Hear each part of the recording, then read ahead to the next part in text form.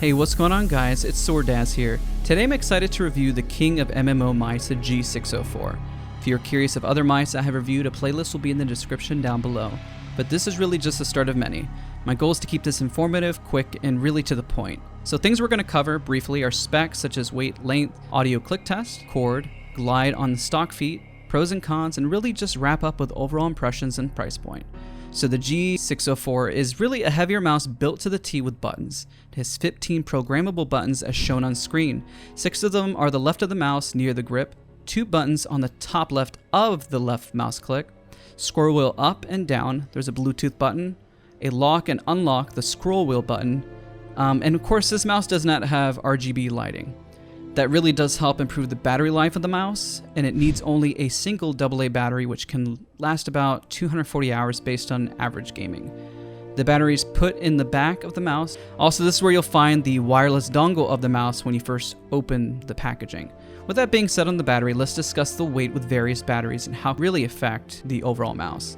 It is at a base without a battery at 113 grams. With a standard AA battery, it is at 136.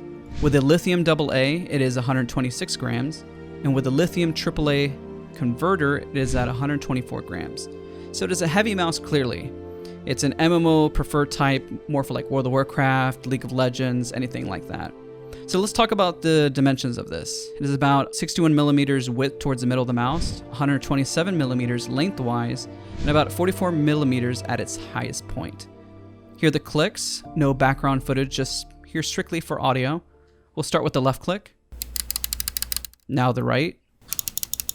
Here are the clicks of the side buttons, and now the scroll wheel, both locked and unlocked. Obviously this is a wireless mouse, so it does not need a cord, but Logitech overall is pretty top notch when it comes to the wireless game. Also note is that it cannot be used with a cord, so it absolutely needs to have the battery, so if you lose that wireless dongle, then it kind of becomes useless.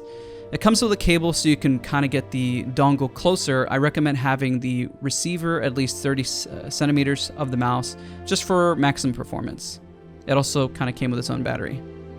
You can switch the wireless from standard LIGHTSPEED to Bluetooth if you wish to connect it to multiple devices and kind of switch on the fly. That button's at the top of the mouse. Now I kind of want to talk about the glide, and I'll order from the pads from smoothest to the most controlling, or aka stopping power. Those at the top obviously have a smoother glide. Of course, those at the bottom, again, more controlled. And these are my own personal preference and kind of gauge depending on the person. But the Cooler Master MP5110 is the smoothest. Then in second with the GSR SE, Logitech next, QCK, the ARTISAN Ninja FX, then the GSR, and of course the most controlling would be at the bottom, which is a glorious mousepad XXL. Let us start with the pros of this mouse, just kind of wrap things up. The pros are that it's wireless, has a mid-price range of $99.99, maximum, and for Logitech in terms of buttons, has a long battery life, and of course has an endless scroll wheel like the G903 and G502, which are more famous for.